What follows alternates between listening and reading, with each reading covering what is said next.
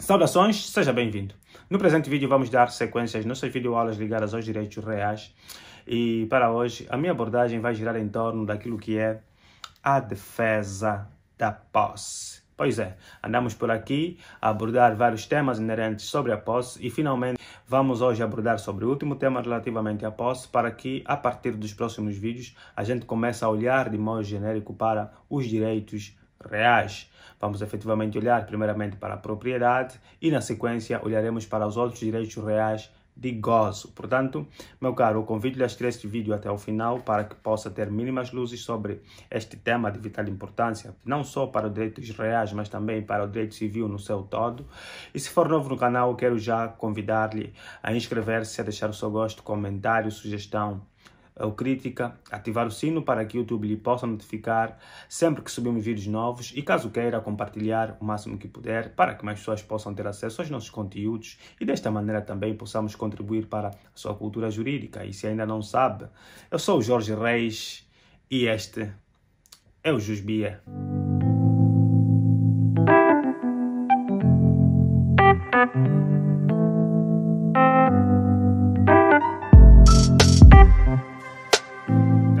Para dar fim àquilo que é a nossa abordagem em torno da matéria da posse, que é de vital importância para o estudo dos direitos reais, e no entanto tivemos efetivamente que parar e analisar de modo específico e de modo pormenorizado cada tema ligado à posse, de modo a que você possa ter as ideias básicas e quando for para a universidade, quando estiver cooperando com seus colegas, quando estiver na sua atividade profissional, com certeza conseguirá abordar esses temas da melhor maneira possível. No entanto, hoje estaremos efetivamente a colocar a cereja no topo do bolo, falando efetivamente sobre os meios de defesa da posse. Exatamente, meus caros. Quando falamos sobre posse, né, naquilo que são os seus efeitos, verificamos com certeza que um dos efeitos do possuidor é, na verdade, de defender a sua posse perante possíveis ataques, perturbações que a mesma posse poderá sofrer. No entanto, para hoje nós vamos efetivamente olhar para esses meios,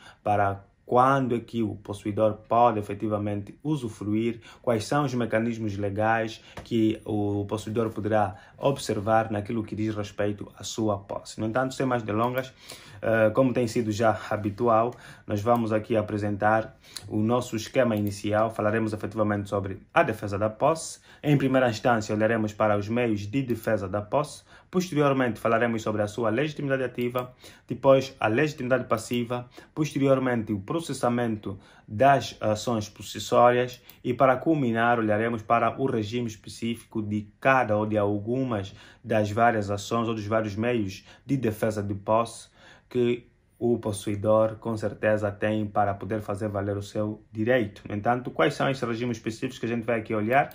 Olharemos numa primeira instância para a ação de prevenção, posteriormente para a ação de manutenção e restituição da posse, com certeza. Por outro lado, para a restituição em caso de esbulho violento, não é? E para culminar, olharemos para os embargos de terceiros. No entanto, são esses temas que nós vamos aqui abordar. No entanto, temos aqui os meios de defesa de posse. Naquilo que diz respeito à tutela da posse, exatamente tutela, né? E já estou cansado de dizer que nós temos aqui no canal um vídeo ligado à tutela jurídica no seu todo, até que foi em sede de introdução ao estudo do direito. No entanto, todo e qualquer cidadão angolano, quando ver os seus direitos violados, tem efetivamente a possibilidade de recorrer aos tribunais ou não, a fim de fazer valer os direitos violados, né? Os direitos subjetivos violados. No entanto, quando olhamos aqui para o possuidor, vai ser a mesma coisa, claro. Nós aqui, quando falamos sobre a posse como tal, olhamos para o artigo 1251 do Código Civil, né? Verificamos que a posse consiste no aproveitamento da coisa. No entanto, esta pessoa que aproveita a coisa tem a convicção de que esteja a exercer um direito real de gozo, não é? Porém, em determinadas circunstâncias, face a essa sua qualidade, uma vez que ele não é efetivamente um titular do direito real de gozo, é um possuidor, no entanto, a lei não deixa de o defender. Daí é que estabelece, com certeza, alguns meios de defesa da posse, alguns meios que o indivíduo poderá efetivamente alcançar. O que é que nós temos aqui em primeira instância, né? Como é sabido, a concessão da tutela da posse visa proteger a paz jurídica, a continuação do valor que representa a utilização da coisa. Perfeito. O mais essencial aqui é, na verdade, nós garantirmos aquilo que é a paz pública, a paz jurídica, a paz social. Por quê? Porque se em determinadas circunstâncias o facto de não ser proprietário, não poder efetivamente aproveitar a coisa, não poder existir essa manutenção e a própria utilização da coisa, com certeza as coisas vão deteriorando e, no entanto, nós não teríamos efetivamente nada. No entanto, essa tutela da posse tem como finalidade efetivamente olharmos aqui para a paz pública. No entanto, existem vários meios que a própria lei estabelece, como eu já vos disse há pouco, e, no entanto, devemos, numa primeira fase, analisarmos ou olharmos aquilo que é o nosso Código Civil, né? O nosso Código Civil é a nossa melhor ferramenta. Eu tenho ela aqui digitalmente, mas também tenho fisicamente. Pois é, olha, não está aqui. Pronto, está aqui. Também tenho o Código Civil fisicamente, meus caros. Essa aqui é a sua melhor arma, não é? É o seu melhor amigo. Pois é. Então, vamos olhar aqui para os artigos 1276 e seguintes, porque sabemos nós que o Código Civil vai sempre nos dizer tudo aquilo que a gente tem que fazer. No entanto, é importante que tenha uma relação muito íntima com o seu Código Civil, não é? É uma relação tão íntima que, em determinadas circunstâncias, acaba por ganhar as nossas cuecas. Então, é importante. Para quem é estudante de Direito, deve efetivamente olhar para o Código Civil com o maior menor possível. No entanto, ficamos aqui a analisar todas as questões, falamos sobre os meios das vicissitudes da posse, né? Já falamos sobre os efeitos da posse na aula passada. No entanto, hoje vamos olhar para a defesa da posse. Como eu vos dizendo, existem vários meios que a própria posse estabelece, ou que a própria lei estabelece para que o possuidor possa efetivamente se defender. Quais são esses meios? Primeiramente, uma ação de prevenção, nós estamos no artigo 1276. Temos aqui o artigo 1277 que estabelece uma ação direta e defesa judicial. Temos o artigo 1278 que fala sobre a manutenção e restituição da posse. Temos, por outro lado, a restituição da posse por esbulho violento. E ainda temos o que é os embargos de terceiro. Perfeito.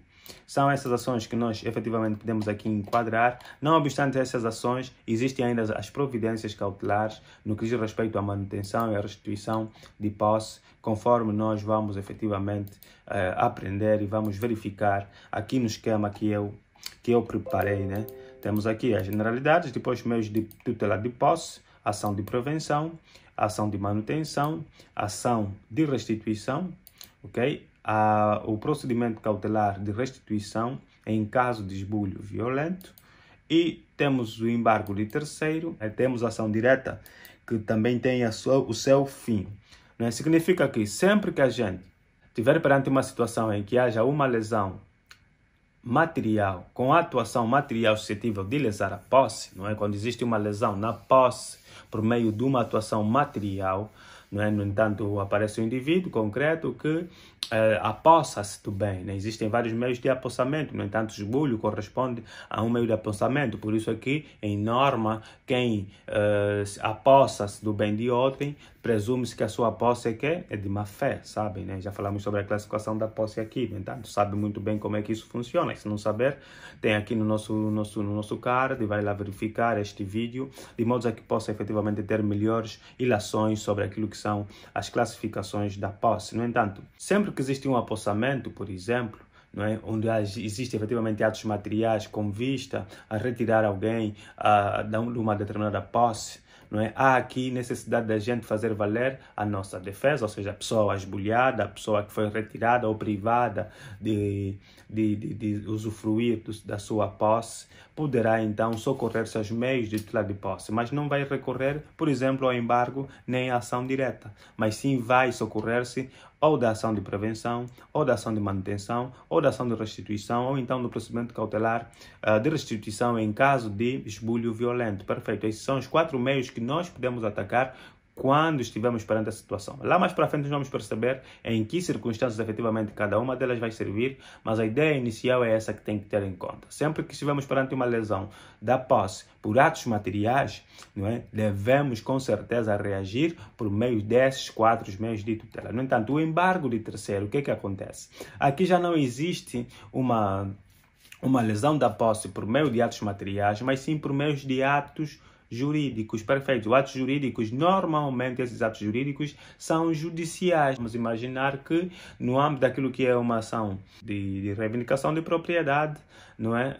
Alguém está, na verdade, a possuir o imóvel ou o móvel objeto daquela ação e, no entanto, vai ver a sua posse violada por meio de um ato jurídico, que é o ato praticado pelo tribunal. No caso, uma sentença, caso o tribunal decida a favor de uma outra parte. No entanto, o possuidor, nesse caso concreto, se efetivamente existir um meio titulado de que é o possuidor e tem que aproveitar a posse até culminar, não é? Deverá, com certeza, se opor ou reagir àquele ato jurídico por meio de um embargo de terceiro. Perfeito. No entanto, existe ainda a ação direta, que na verdade corresponde a uma forma de autotutela de posse. Exatamente, autotutela. Meus caros, lembram-se, quando falamos sobre a tutela de posse, olhamos para a tutela privada e para a tutela pública. No entanto, a tutela pública é aquela que vai ser ocorrida através dos meios públicos,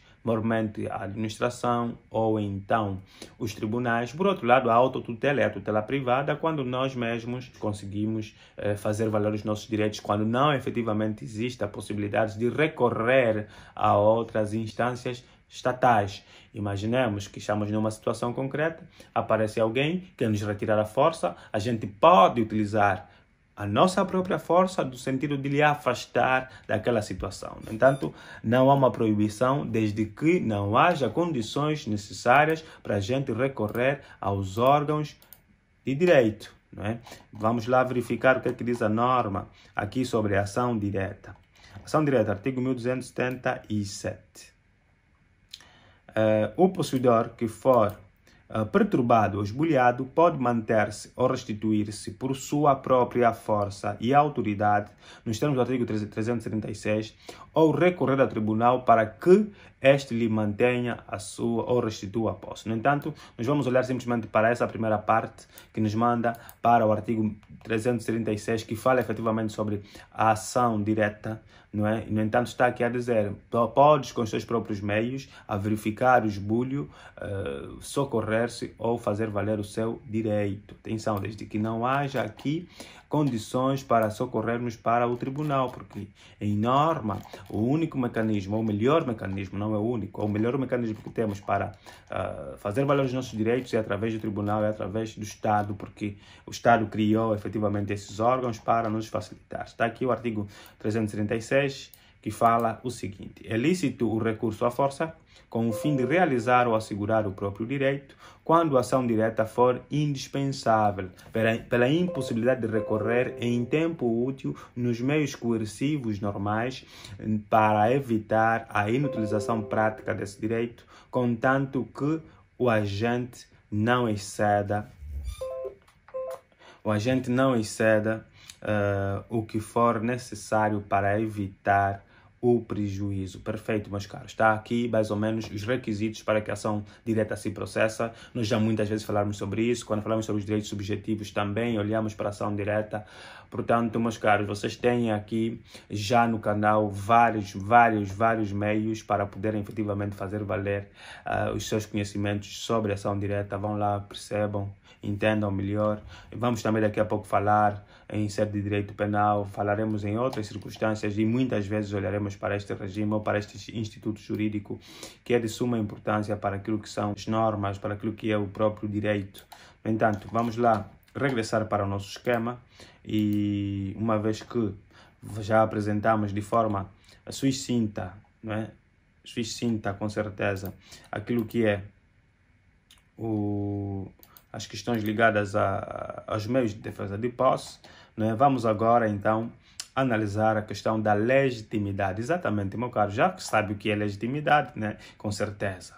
Eu não vou duvidar de si, porque confio plenamente e, na verdade, nós já temos também aqui no canal vídeos sobre a questão da legitimidade, né? Em série de processo civil, nós falamos sobre legitimidade. No entanto, vai lá, vê o nosso vídeo sobre essa matéria e, com certeza, estará muito melhor munido no que diz respeito a isto. No entanto, vamos lá. Legitimidade pode ser ativa e pode ser passiva. Quem tem a legitimidade ativa, em norma, é aquele que tem o interesse em demandar.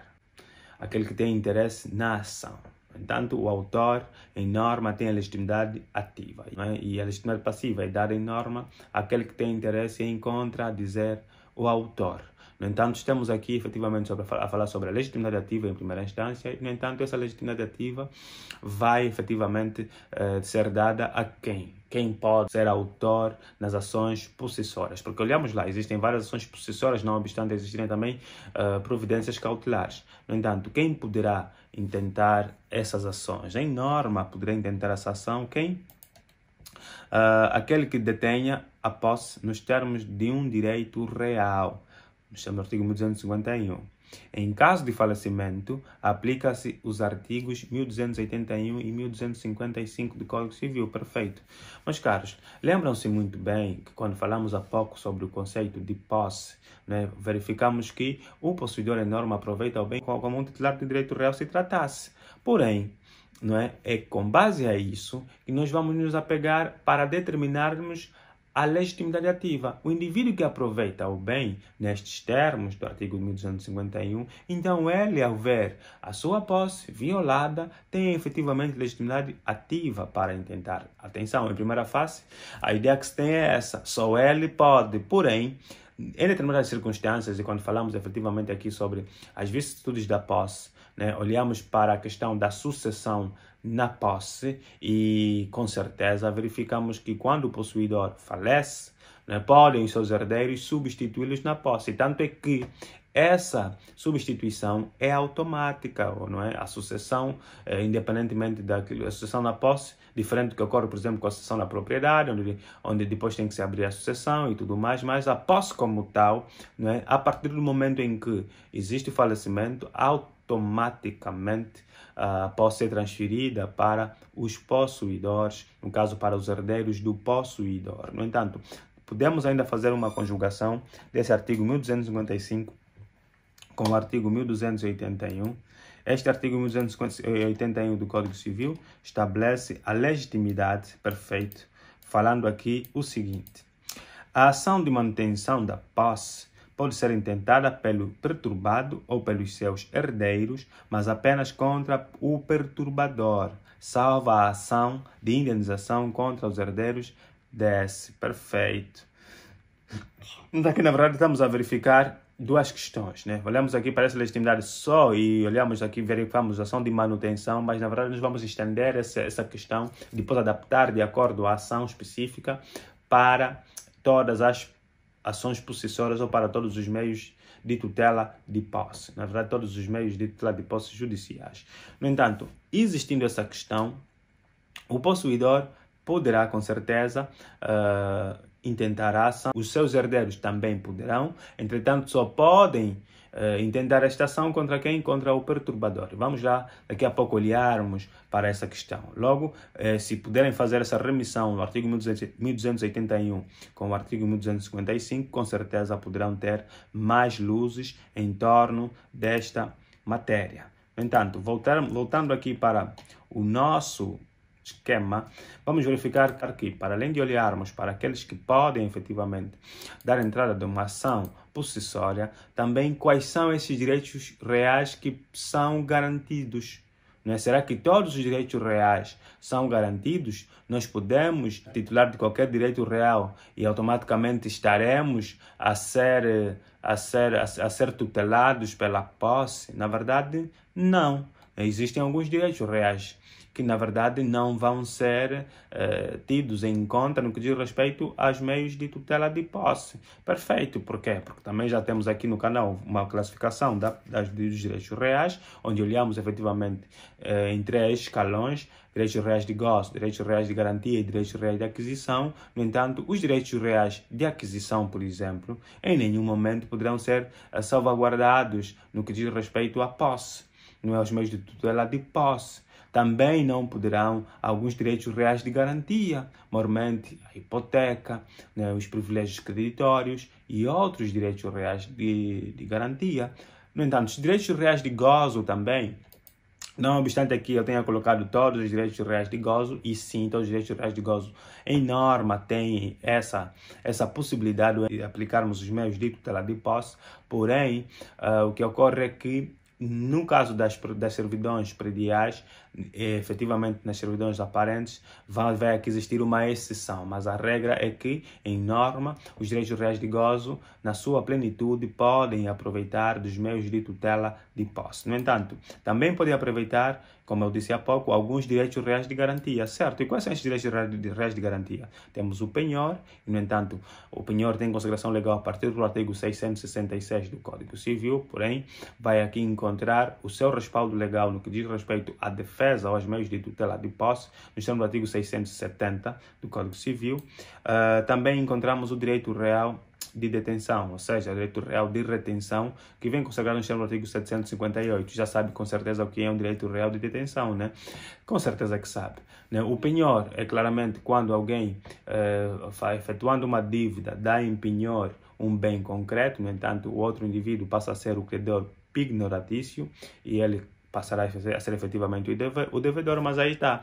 Esses direitos acabam por ser tutelados pelo direito, por quê? Ou seja, pela posse, por quê? Porque, na verdade, aqui existe um aproveitamento da posse por parte do credor, né? O credor vai ficar com o bem, vai ter a posse do bem. Então, tendo a posse, não obstante a ser um direito real de garantia, o seu credor poderá, com certeza, fazer valer o seu direito através dos meios de tutela de posse. O mesmo ocorre com o direito de retenção. Lembram-se do exemplo clássico que nós aqui apresentamos, né? A questão do livro, né? Podemos pegar aqui o meu Código Civil. Meu caro, eu tenho esse Código Civil, entretanto preciso de 5.000 kwanzas. Empresta-me 5.000 kwanzas, por favor. Está aqui o meu livro, fica com ele. Amanhã eu devolvo-lhe esse dinheiro.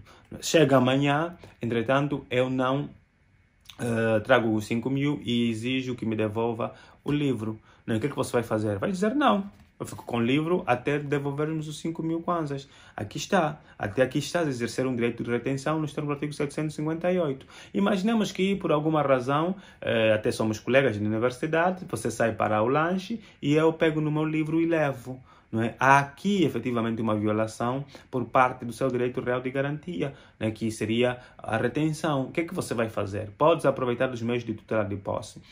Com certeza podes. Poderás intentar aqui a respectivação. Imagina, se eu retirei a coisa, guardei, vamos verificar que aqui existe um esbulho. Existindo esse esbulho, poderás intentar uma ação, por exemplo, de restituição de posse, porque queres que seja restituída a posse, ou então que eu pague o valor. Se eu pagar o valor, cessa, mas se eu não pagar, com certeza poderás fazer valer o seu direito por meio disso. Vamos lá verificar.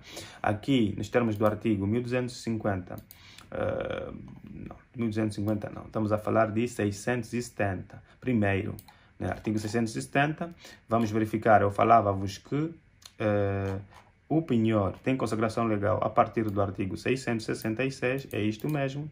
Aqui vamos encontrar a noção de penhor, vocês depois fazem a leitura sobre isso, mas o que nós queremos é o artigo 670, que fala aqui sobre direitos do credor pignoratício, exatamente. O que é que ele pode fazer? Mediante penhor, o credor pignoratício adquire o direito de, a linha A, diz o seguinte, de usar em relação à coisa empenhada das ações destinadas à defesa da posse, ainda que seja contra o próprio dono. Exatamente, o exemplo que eu lhe apliquei há pouco é com certeza assim, né? Estamos a falar de dois credores, não é? De um credor e um devedor. O indivíduo dá o bem como garantia, um bem imóvel, né? Pode ser também um direito. Entretanto, depois usar força ou não, né? Para retirar ou impedir ou afetar até certa medida a posse do credor. O credor pegnoratício, nos termos do artigo 670, na sua linha A, poderá com certeza socorrer-se dos meios de tutela de posse. Temos aqui o artigo 758, que fala sobre a retenção de coisas móveis. Atenção, a retenção pode ser sobre coisas móveis, pode ser sobre coisas imóveis. E atenção que somente a coisa móvel é que vai com certeza garantir o direito de retenção. Temos aqui a secção sobre o direito de retenção, começa a partir do artigo 754, perdão. Entretanto, é o artigo 758 que nos interessa, que fala aqui da retenção de coisas, que diz o quê? Recaindo o direito de retenção sobre coisa móvel, o respectivo titular goza dos direitos que está sujeito às obrigações do credor pignoratício, exatamente, aos mesmos direitos previstos no artigo 670, portanto, faz já uma remissão do artigo 670 com o artigo 758 do Código Civil, de modo a que possas saber que, nos termos da linha A daquele artigo, também o direito de real de garantia, no caso retenção, poderá socorrer-se dos meios de tutela de posse. Perfeito. Até aqui estamos muito bem entrosados. Portanto, não ficamos só por isso. Por quê? Porque para além desses dois direitos reais de garantia, né, e direitos reais de gozo, também alguns direitos pessoais de gozo. Atenção, direitos pessoais de gozo. Vamos falar de direitos pessoais mesmos. Pessoais por quê? Porque tem que ver com obrigações. Aqui não estamos a falar ainda de direitos reais, estamos a falar de direitos das obrigações. No entanto, alguns direitos pessoais de gozo, algumas vezes também poderão socorrer-se aos meios de tutela de posse, certo? Quais são esses direitos pessoais de gozo? Temos aqui a questão do locatário. Atenção, locatário nós vamos encontrar dentro do contrato de locação, e o locatário é o sujeito que norma a renda, e se quiser uma linguagem comum, falamos então do inquilino, né? E por outro lado, ele sendo inquilino poderá com certeza fazer-se valer dos meios de tutela de posse. Perfeito. Imaginemos que eu estou em dia com a minha renda, paguei a minha renda já 3 meses adiantados, né? Entretanto, o senhorio chega até a casa, arromba a porta e entra, não é? E entra e tira as minhas coisas de casa porque já não quer que eu fique nela, né? Aqui, perdão, aqui o locatário, no caso o inquilino, pode com certeza fazer-se valer dos meios de tutela de posse, mesmo contra o seu senhorio. Portanto, é lícito que ele faça isso nos termos do artigo 1037 do Código Civil. Atenção, meus caros, nós vamos verificar que o contrato de locação começa com o seu regime jurídico a partir do artigo 1022, entretanto, o artigo 1037 que fala sobre essa questão. Provavelmente a lei do arrendamento urbano também tenha isso, e se calhar podes ir lá consultar. Eu não consultei, infelizmente. Por outro lado, temos aqui a parceria, né? A parceria pecuária, na verdade. Vamos olhar para o artigo 1125 do Código Civil, que fala sempre que existir efetivamente aqui a questão da parceria pecuária e um dos parceiros quiser gamar o outro, com certeza esse poderá fazer valer se socorrer-se dos meios de tutela de posse também. Para além disso, temos o contrato de comodato, né, onde falamos do comodatário. O comodatário quem é? É o indivíduo que lhe foi emprestado uma coisa móvel ou imóvel. No entanto, ele estando na casa, imaginemos, eu vou viajar e celebro, digo, meu caro, podes ficar na minha casa durante um tempo até eu regressar, né? E ficas na minha casa durante esse tempo. Aqui um contrato, há um direito real de garantia. Não há um direito real de garantia, há um direito real de gozo, não há um direito real de gozo, se não é usufruto, é efetivamente um contrato simples, através do qual eu lhe digo, ficas na casa até eu regressar, você tem a intenção, a convicção de me devolver a casa. Portanto, a dada altura, eu não cumpro o prazo estabelecido, chego e tento lhe tirar da casa, não é? Aqui poderás com certeza fazer-se valer pelos meios de tutela de posse, comodatário. Então, artigo 1133, número 2. Atenção que o 1125 também é o número 2. Vamos lá verificar as normas daqui a pouco, né? E para finalizar, temos a questão do depositário, exatamente. O depositário nasce em função do contrato de depósito, não é? O contrato de depósito é um contrato segundo o qual alguém entrega uma coisa móvel ao outro para que este aguarde durante um tempo. Existindo essa questão concreta, se ele quiser receber antes do tempo, com certeza o depositário poderá se fazer valer dos meios de tutela de posse. Vamos lá. Então, olhar para a norma, para saber se estamos aqui ou não a enganar o povo. Em primeira instância, vamos olhar para o artigo 1037, né, que, como eu vos dizia há pouco, enquadra-se dentro do regime jurídico da da locação, temos aqui artigos 1022 e seguintes, locação, mas não é isso que nós queremos olhar para o artigo 1037. O artigo 1037 fala que atos que impedem ou diminuem o gozo da coisa.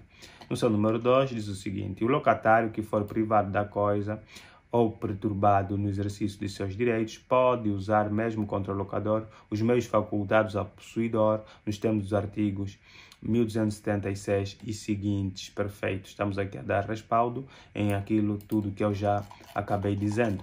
Para além disso, temos o artigo 1125, que, como eu vos dizia, enquadra-se dentro do regime da parceria. E este artigo, com certeza, estabelece aqui a utilização dos animais, né? Que estabelece no seu número 12 o seguinte: o parceiro pensador que for privado dos seus direitos ou perturbado do exercício deles pode usar, mesmo contra o parceiro proprietário, dos meios facultados ao possuidor nos termos do artigo 1276 e seguintes do Código Civil, com certeza.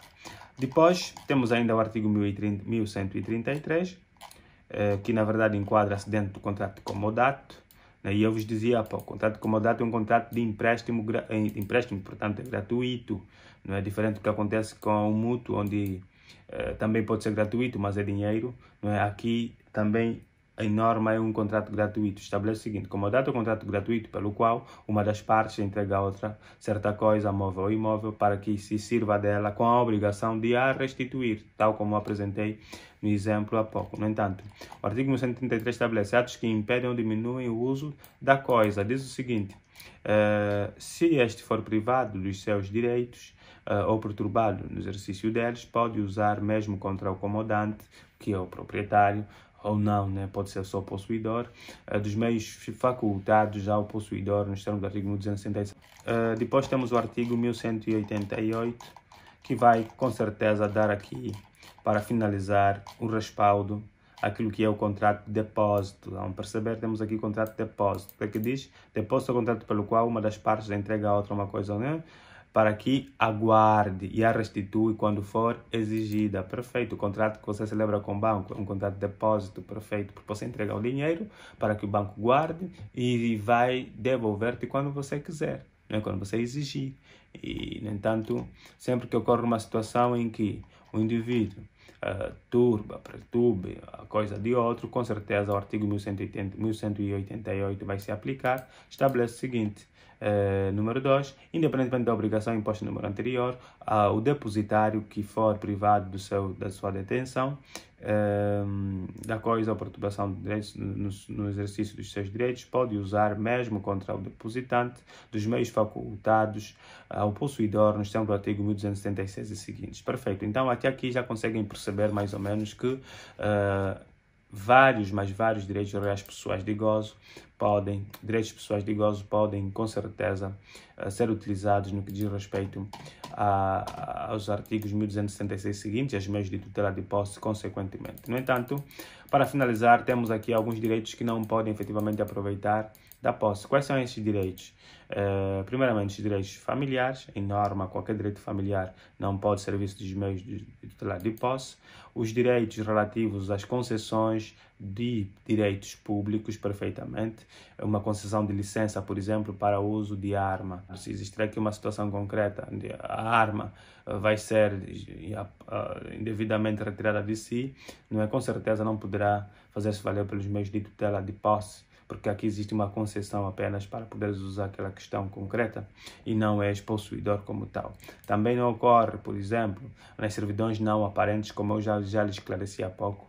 Isso nasce porque, na verdade, as servidões não aparentes normalmente permitem simplesmente um aproveitamento de uma zona concreta por parte do seu titular. Né? Vamos imaginar que nós somos vizinhos e para você poder ter acesso à casa é necessário passar pelo meu quintal. E o meu quintal é tão grande que nós não dividimos um espaço específico onde você vai passar sempre. Né? Como muitas vezes acontece, as partes decidem colocar um muro, faz um beco aí, a pessoa vai passando naquele beco. Aquilo já não é uma servidão não aparente, aquela é uma servidão aparente. No entanto, aqui os direitos são mais salvaguardados. Agora, quando ele simplesmente vai passando no meu quintal, não está demarcado nada, é uma servidão não aparente. No entanto, aqui não há como, depois de eu lhe dizer que já não entras, você fazer valer os seus direitos por meio da tutela de posse. Por outro lado, temos ainda para concluir aquilo que são as meras detenções. Exatamente, mera detenção. O detentor pode aproveitar dos meios de tutela de posse? Com certeza não. Sabemos nós que os detentores vêm consagrados nos termos do artigo 1253. Atenção que tem aqueles detentores que podem aproveitar-se, como vimos na linha C do artigo 1253, que estabelece que aqueles que aproveitam em nome de outrem, não é? E em norma, alguns titulares ou alguns detentores que tenham efetivamente esses direitos pessoais de gozo, como o locatário, o parceiro da pecuária, o comodatário e o depositário, estes, não obstante serem meros detentores, podem algumas vezes fazer valer os seus direitos através dos meios de tutela de posse. No entanto, temos aqui mais ou menos aferida a questão da legitimidade ativa, quem pode, quem não pode, quais são os direitos reais garantidos e não garantidos para a tutela de posse e quais são os direitos que, não obstante a isso, não podem ser verificados para a questão. No entanto, vamos falar sobre a defesa da posse ainda, olharemos para a legitimidade passiva. No entanto, quem tem legitimidade passiva, na verdade, terá legitimidade passiva o autor da conduta que perturbar ou violar a relação do possuidor com a coisa objeto da posse. Exatamente. O indivíduo que perturbar, ele sim tem a legitimidade passiva no processo. No entanto, é importante ainda aferir aqui algumas questões que olhamos para a ação de manutenção e de prevenção da posse e vamos verificar outra vez daqui a pouco no termo do artigo 1281 do Código Civil, que diz o seguinte: apenas o perturbador tem legitimidade passiva e permite, em caso de turbação efetiva, uma ação de indenização contra os seus herdeiros. Perfeito. Aqui, na ação de manutenção, só o perturbador tem a legitimidade, não mais ninguém. No entanto, só em caso de indenização é que poderemos efetivamente tentar ação contra os seus herdeiros. Se não existe indenização, for apenas ação possessória, só o perturbador tem. Nós não podemos intentar ação contra os seus herdeiros. No entanto, nas ações de esbulho, nessas ações de esbulho, tem legitimidade passiva não apenas o perturbador e seus herdeiros, mas também contra quem esteja na posse da coisa e tenha conhecimento do esbulho. Perfeito. Aqui, na ação de esbulho é tão importante que o legislador decidiu não simplesmente proteger o possuidor esbulhado, não é? Contra o autor do mesmo esbulho, mas também contra quem esteja na posse do bem, porque muitas vezes o que esses indivíduos fazem? Chegam assim, te retiram do bem, e no entanto vendem o bem a uma outra pessoa, arrendam o bem, não estão eles lá. Então o que a gente vai fazer? Vai ainda assim tentar ação e podemos efetivamente fazer aqui uma coligação das partes, não é? Vamos coligá-los e vamos trazê-los os dois numa única ação, de modo a que possamos ter aquela questão da economia processual. Portanto, depois disso nós temos aqui o processamento. Como é que se processa as ações processórias, meus caros? E antes de olharmos para o processamento, é importante numa primeira fase, já fizemos na verdade há pouco tempo a leitura desse artigo 1281, mas nunca é demais fazermos leituras dos artigos, porque é isso que devemos efetivamente aferir. Fala aqui de legitimidade. A ação de manutenção da posse pode ser intentada pelo perturbado ou pelos seus herdeiros, mas apenas contra o perturbador, salvo ação de indemnização contra os herdeiros deste. Perfeito. Número 2. A ação de restituição de posse pode ser intentada pelo esbulhado ou pelos seus herdeiros, não só contra o esbulhador ou seus herdeiros, mas ainda contra quem esteja na posse da coisa e tenha conhecimento do esbulho. Perfeito. Aqui vamos a dizer que não seja um terceiro de boa fé, porque se for um terceiro de boa fé já sabem como é que isso funciona, né? Perfeito, já falamos muitas vezes aqui. Vamos lá, 291, vamos verificar esse artigo. No entanto, ia dizendo eu que depois dessa questão temos ainda que denotar agora a questão do processamento das ações processórias. Como é que se processam as ações processórias? Na verdade, nós temos agora um regime especial nos termos do Código de Processo Civil.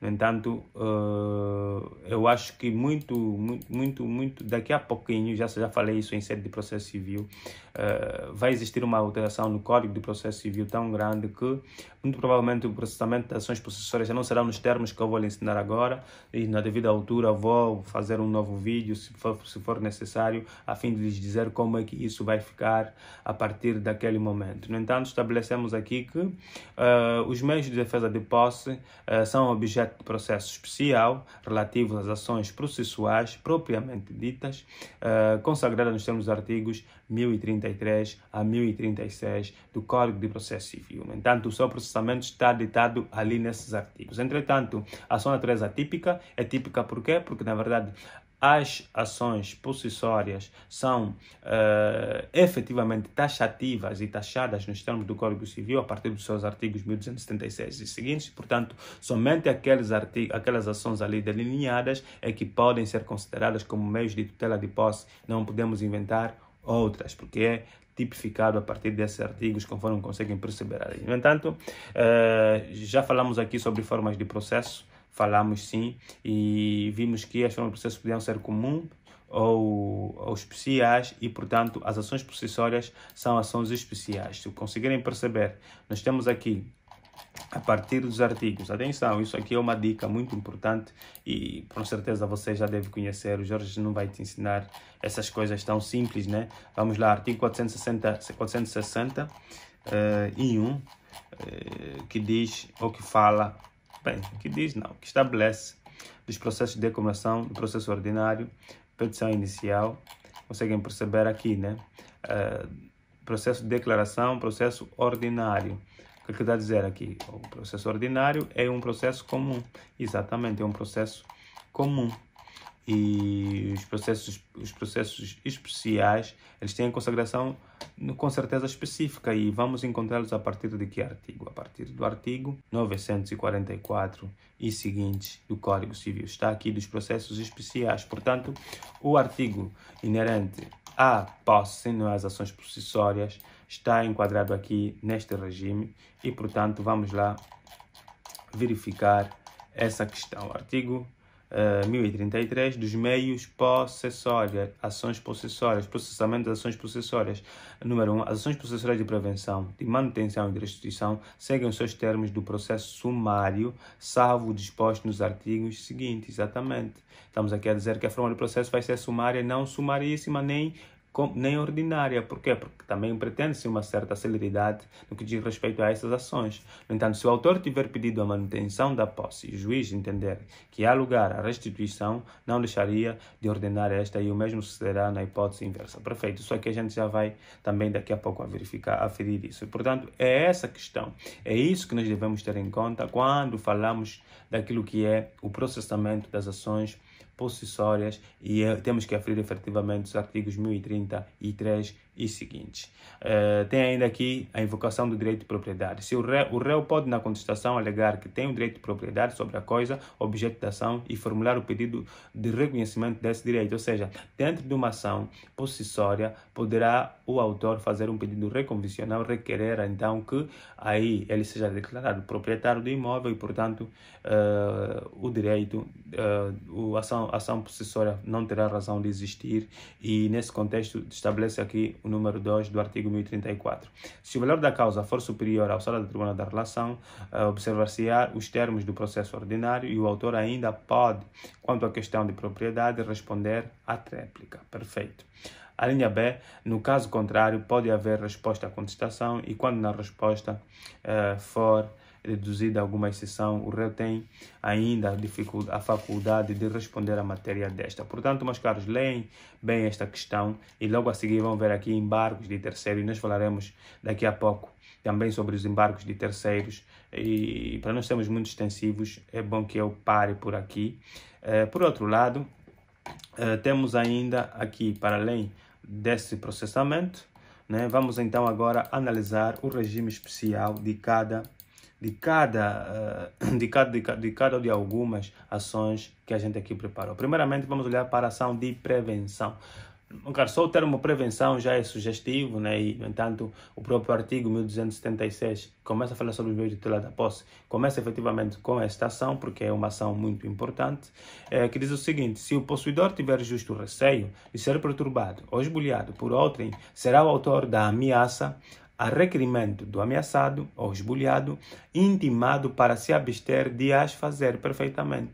Há aqui uma obrigação em função de existir fortes indícios de que a minha posse poderá ser perturbada ou esbulhada. Então, eu, no caso o ameaçado ou esbulhado, terei a possibilidade de recorrer ao tribunal, de modo a que o tribunal ordene aquele indivíduo a parar de ter tais práticas. No entanto, esta ação de prevenção requer alguns fundamentos. Quais são os fundamentos? Tem que existir um justo receio perfeito, né? E este justo receio tem que ser efetivamente bom e fundamentado, perfeito.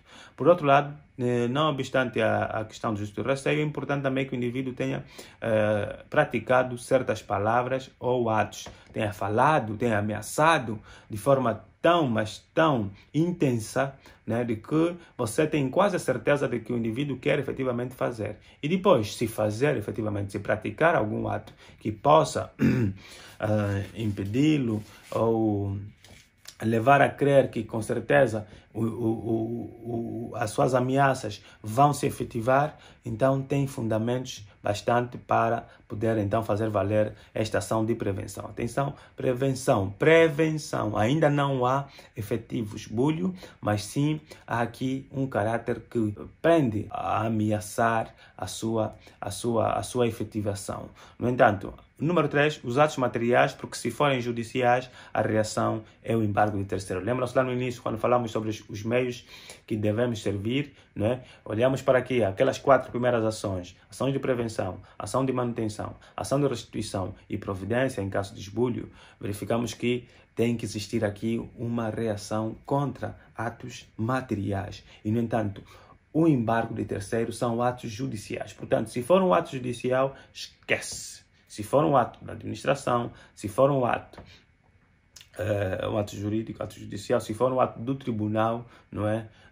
Você não vai intentar uma ação de prevenção, mas sim uma ação de embargo de terceiro. Portanto, para finalizar, temos aqui a questão dos procedimentos cautelares. Perfeito. Enquanto a gente estiver a aguardar a ação principal, será que podemos utilizar algum meio que visa cautelar ao nosso direito em função do perigo em mora? Sim, podemos fazer isso. São 2 procedimentos essenciais. Temos, por um lado, o procedimento cautelar não especificado, que vem consagrado no artigo 399 e seguintes do Código Civil, não especificado, com certeza. E, por outro lado, se o bem em causa for, por exemplo, um terreno e o indivíduo esteja a construir no terreno, em vez de a gente requerer a providência não especificada, então requereremos o embargo de obra nova, que vem consagrado nos termos do artigo 412 do Código de Processo Civil. Perfeito.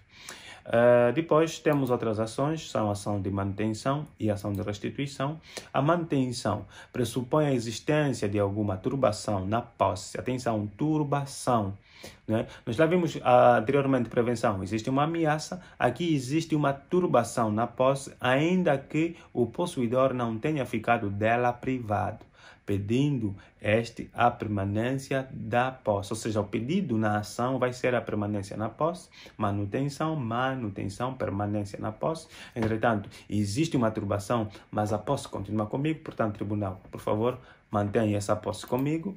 Entretanto, o que se verifica aqui é apenas uma turbação, que por sua vez consiste no ato que afete o exercício da posse em virtude de uma pretensão contrária à posse de outrem. Perfeito. O que existe aqui é apenas uma questão que afete, um ato que afete de tal modo que pode levar a crer que a minha posse será lesada.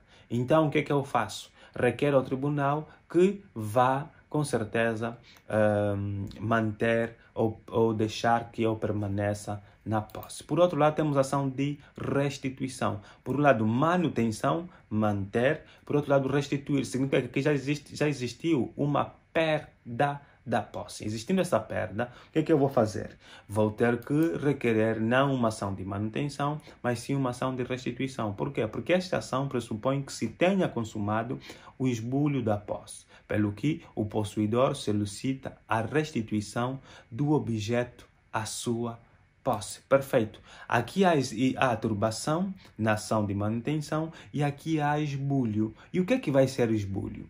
Aqui, o esbulho pressupõe a privação da posse por parte do possuidor em resultado do apossamento ou da inversão do título da posse. Perfeito.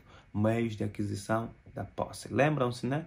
Perfeito. Falamos aqui sobre as vicissitudes da posse e os meios de aquisição. Enquadrávamos com certeza o apossamento e a inversão do título da posse. Se existir uma dessas circunstâncias e eu com certeza perder a posse do imóvel, o que é que eu vou fazer? Vou ter que requerer uma ação, ou vou intentar uma ação de restituição de posse por quanto já não tenho bem. Se eu lá na manutenção ainda tenho bem, aqui já não tenho, porque se efetivou não só a turbação, mas também o esbulho e eu fiquei privado de usar a coisa. Perfeito. Porém, existem algumas disposições comuns que são aplicáveis tanto na manutenção quanto na restituição. Quais são essas disposições comuns? Temos a inutilidade. Por quê? Porque em determinadas circunstâncias essas ações podem já não ser intentadas se existir uma sentença transitada em julgado sobre a propriedade do imóvel e, no entanto, se a mesma ação já estiver sido intentada, ainda assim é inútil, porquanto a decisão sobre a titularidade do imóvel acaba por ser mas tão importante, porquanto já não estamos perante um possuidor, entre um possuidor e um proprietário, característica da prevalência, quem prevalece com certeza será o direito real de propriedade. Portanto, há aqui necessidade de a gente abdicar deste princípio, ou seja, desta ação. Por outro lado, temos aqui a questão da caducidade. Ambas ações caducam no prazo de 1 ano, nos termos do artigo 1282, número 1 do Código Civil. Exatamente. Se, a partir do momento em que eu sou esbulhado ou turbado da posse, deixar passar o tempo, não intentar a respectiva ação, ou estou conformado e reconheço o direito de outra, ou então, efetivamente, não conheço nem sequer os meus direitos. Portanto, volvido a esse prazo, não poderei mais intentar a ação nos termos do artigo 1282. Se eu ainda assim fazer, meu caro, vai, com certeza, a ação, posteriormente, nem andar por conta dessa caducidade. Por outro lado, quais são os efeitos que vão repercutir tanto na ação de manutenção quanto na ação de restituição? Temos que olhar, com certeza, para os artigos 1283 do Código Civil e o artigo 1284, onde vamos efetivamente aferir aqui duas circunstâncias, não é? Primeiramente, os efeitos da sua manutenção. Está aqui, artigo 1283, diz o seguinte: é havido como nunca perturbado ou esbulhado o que foi mantido na sua posse ou a ela foi restituída judicialmente. Perfeito. Se eu for restituído, com certeza a ideia que vai ter desse efeito é que a posse nunca sequer foi perturbada ou então esbulhada. No entanto, o artigo 1284 estabelece a questão da indenização, também o efeito, porquanto, a partir do momento em que eu sou restituído à posse, poderei requerer a indenização por parte daqueles indivíduos que perturbaram ou turbaram ou então esbulharam o meu bem concreto.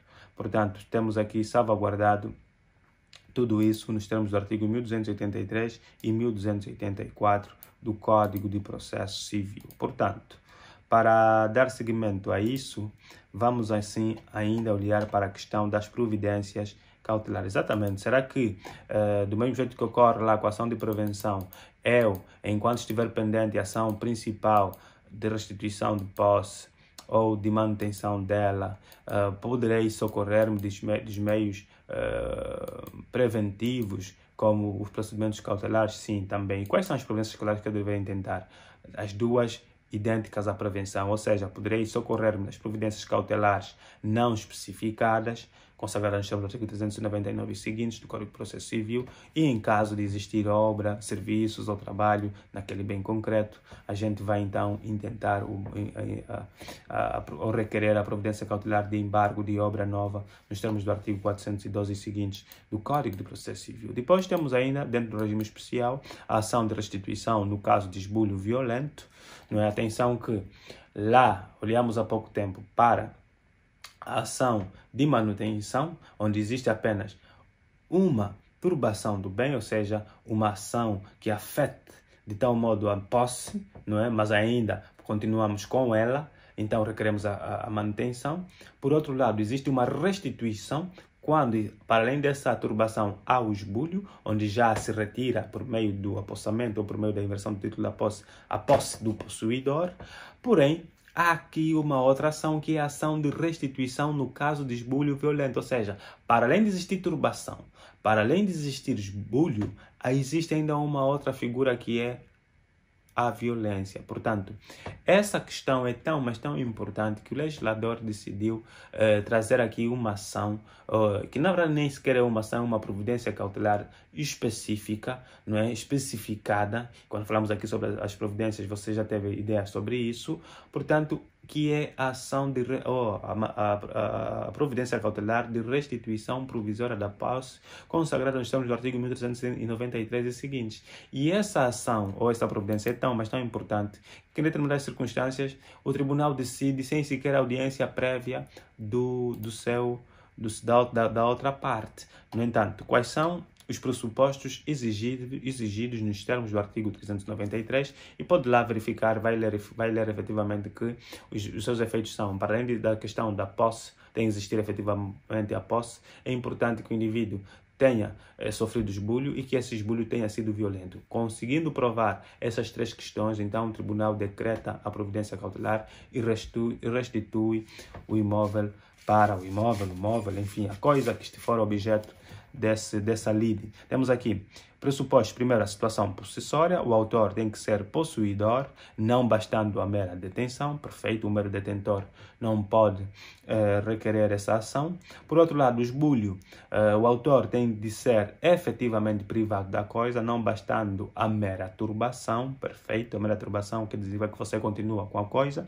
Né? E a violência, o que abrange não apenas a coação física, mas também a coação moral, nos termos dos artigos 1255 e artigo 1261 do Código de Processo Civil. Portanto, meus caros, conseguem já ter essas ideias? Pois é, então é basicamente isso que tem que ter em conta quanto a essa questão dos pressupostos. Para além disso, vamos encontrar o ônus de prova. Quem tem que provar o quê? Quem tem que provar que esses pressupostos existem? Com certeza, aqui aplicaremos a regra geral do direito em termos de prova, não é? Que é, na verdade, o princípio segundo o qual o requerente, não é, quem alega um facto, tem efetivamente que provar, e há aqui um ônus de prova positivo, não é, que estabelece o seguinte: compete ao requerente da providência nos termos gerais do direito, embora aqui a prova seja meramente sumária. Exatamente, ele tem que provar, mas essa prova é meramente sumária porque o tribunal analisa de forma sumária, porque posteriormente tem que ter a ação principal, que vai ser a ação de manutenção, de restituição. Nesse caso concreto deverá ser de manutenção, porque o autor já estará com a ação, excepto se a ação de prevenção ou de manutenção for intentada antes, com certeza, da efetivação desse esbulho violento. No entanto, há aqui essas questões e, para finalizar, temos ainda a questão da decisão. Não é? A providência é decretada sem audiência do esbulhador, sendo uma exceção do princípio do contraditório. Perfeito. Se depois olhar para o artigo 394 do Código de Processo Civil, vai aferir com certeza que o tribunal vai decidir sem audiência prévia. Né? Excepto se efetivamente entender que há necessidade de ouvir mais pessoas, mas em norma o tribunal decide sem necessidade de audiência prévia. Portanto, temos aqui por concluído essa questão da ação de prevenção.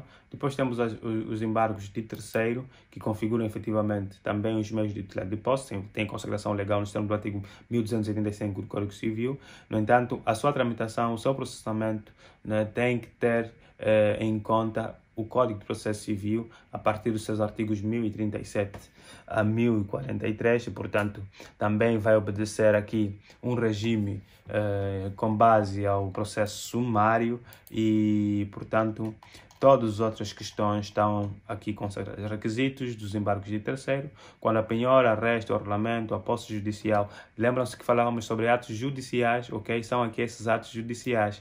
Penhora, arresto, arrolamento, a posse, o despejo, não é? Ou qualquer outra diligência ordenada pelo tribunal que não seja apreensão de bens em processo de falência ou dissolvência, ofenda a posse de terceiro, pode o lesado fazer-se restituir a sua posse por meio de embargo de terceiro. Atenção, falávamos efetivamente isso no início e estamos aqui, nos termos do artigo 1037, a dar o respaldo legal nisto tudo. Portanto, meus caros, é basicamente isso que eu preparei para hoje. Eu espero ter sido claro e conciso na minha abordagem. Se não fui, já sabe, pode efetivamente entrar em contato nas redes sociais, desde que faça a contribuição simbólica que nós exigimos e, infelizmente, já não temos recebido muitas mensagens. Eu quero simplesmente dizer que, se não quiser que a gente resolva lá no chat, pode deixar a dúvida no comentário e, de acordo com a nossa possibilidade temporal, a gente vai com certeza responder. Portanto, é sempre um prazer enorme compartilhar conhecimentos consigo. Espero por si num próximo vídeo e, como sabe, eu sou o Jorge Reis e este é o Jusbia.